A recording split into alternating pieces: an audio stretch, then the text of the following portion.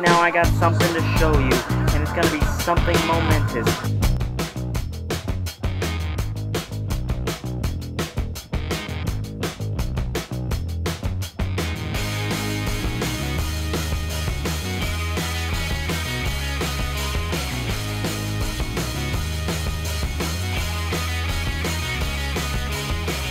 The excellent reviewer is here.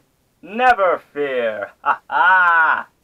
Now, I've been watching WWE for about 12 years now, so it's a bit of an understatement to say that there have only been a few wrestlers who have been underutilized in their time in the WWE. Now, a few days ago, I asked people on social media who they thought were the most underutilized talents of all time, and boy, did you guys answer. And the thing that was unique about it is that each answer that the people gave were unique and diverse. So I took a poll based on those answers, and I made up the public's top 5 most underutilized talents. So, without further ado, let's get on with this top 5. 5-time WCW champion.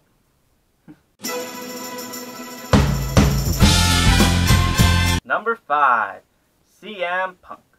Now, I know world champions technically shouldn't count because, you know, they won the world title, but I think we can make an exception for CM Punk. Now, CM Punk said that he felt as though he didn't really belong in the WWE. I mean, can you really blame him?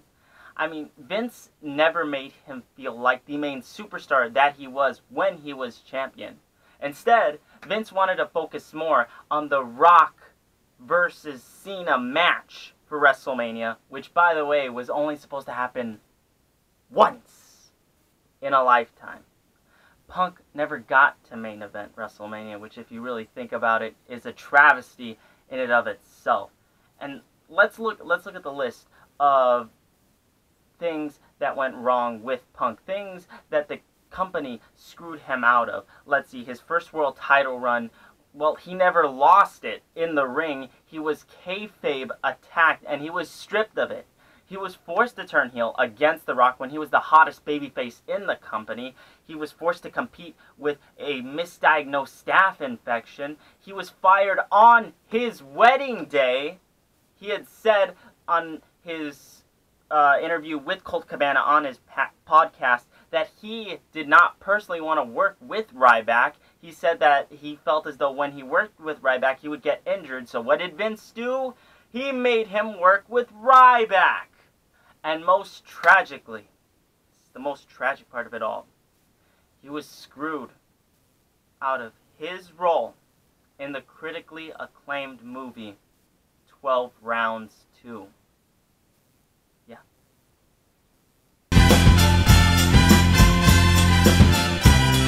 Number 4, Zack Ryder. Now, you would think a person like Zack Ryder, who has been employed with the company for a long time, would get some sort of respect. But then again, we're talking about WWE here. I mean, he's a former United States champion, former Intercontinental champion. But even though he got himself over with the fans with his own YouTube show, and is still over with the crowd with WWE, see, the company, they still continue to show Zack Ryder little to no love at all. I mean, yes, he won the Intercontinental Championship at WrestleMania 32, but he lost it the next night to The Miz. But he was also in an angle with John Cena, so that's huge.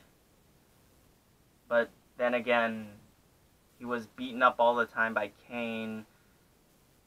Yet he was introduced and interested into Eve Torres, who later went on to make out with John Cena in front of Zack Ryder's face. Oh my God, Zack Ryder, I'm so sorry about this. Number 3, Damian Sandow. Now, let's start off by saying that I think the WWE basically screwed this guy. He has been led with nothing but disrespect when he was in WWE. He was the picture-perfect vision of a world champion, and he was guaranteed that when he won the Money in the Bank contract. But guess what? He decided, no, not him, WWE decided for him to cash it in on John Cena. And it all went downhill from there because, as you know, no one beats John Cena, Mr. Do-do-do-do, I'm Super Cena. And it all went downhill until he became Damian Sandow, being ultimately loved by everyone and doing something of note at least once in his career. He was Damian Sandow until WrestleMania 31 when he turned on The Miz. And you would think that alone would solidify his push for him to win the Andre the Giant Battle Royal Memorial, but he didn't. However, he now is on his own. After that, after everything with Damian Sandow, he was now on his own. So what exactly did that mean? He would become Macho Mandow.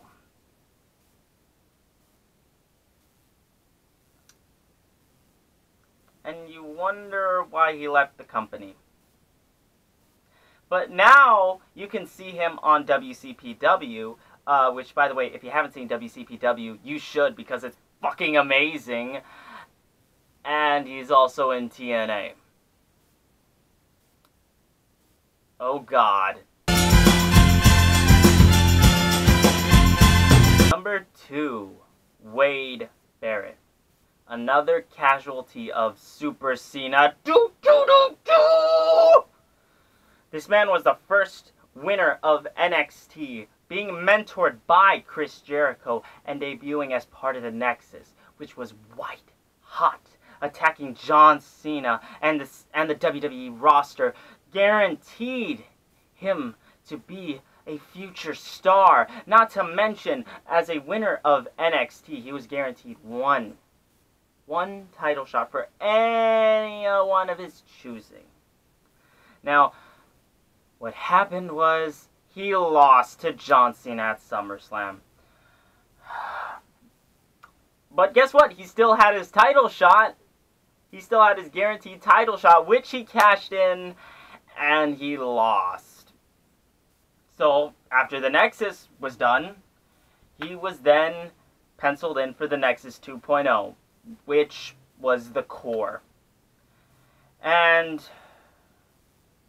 well, we all know how that happened, because we all remember how great that faction was.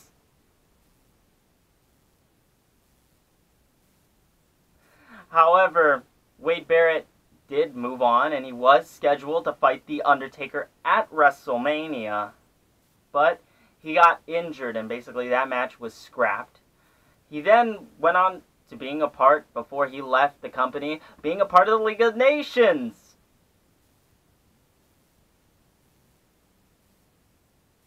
Before finally leaving WWE. One of the biggest underutilized talents WWE ever had. And your number 1 pick for the public's most underutilized talents in WWE history is... Can I get a drum roll, please? It's Shelton Benjamin. Yes, Mr. Benjamin, who was part of the world's greatest tag team with Charlie Haas and his mentor, Kurt Angle. Now, this man competed in the first ever Money in the Bank ladder match. He didn't win it, but he was part of it. A general and overall high flyer who puts on incredible matches with the likes of Triple H and Shawn Michaels, which, by the way, he won that match with Triple H. A former tag team champion and intercontinental champion. You would think he would be destined for championship glory. But that wasn't the case at all. As most of the fans were glad to hear that he was coming back to SmackDown following the 2016 draft, everyone was overjoyed, including myself. However, Shelton Benjamin made a recent statement on Twitter that said he will not be returning to WWE at this time because of a torn rotator cuff, which this must be devastating for the fans. Shelton, I wish nothing but the best for you and that you get better. And if you come back to the WWE, that would be really great. But right now, I'm just focusing on you, and I hope that you get better. And I know your fans also want you to get better. However, with all this going on, it's not hard to see why Shelton Benjamin is number 1 on the public's list of top 5 most underutilized talents. Well, that's been it for this episode of The Excellent Reviewer, which, by the way, I didn't get hacked by. Thank you. I didn't get hacked by, so like I said, I was sorry about that and everything. But that's been it for this episode of The Excellent Reviewer. Thank you at home for watching. Thank you for those who've contributed to the show by answering my questions. You all are just simply phenomenal. I can't thank you enough. Thank you once again. And once again, let's make sure you continue to be phenomenal and you hit that like button, you hit that share button, and you hit that subscribe button. You hit everything that you can. And if you have any comments, make sure you leave them in the comments section. I've been Samuel V, aka The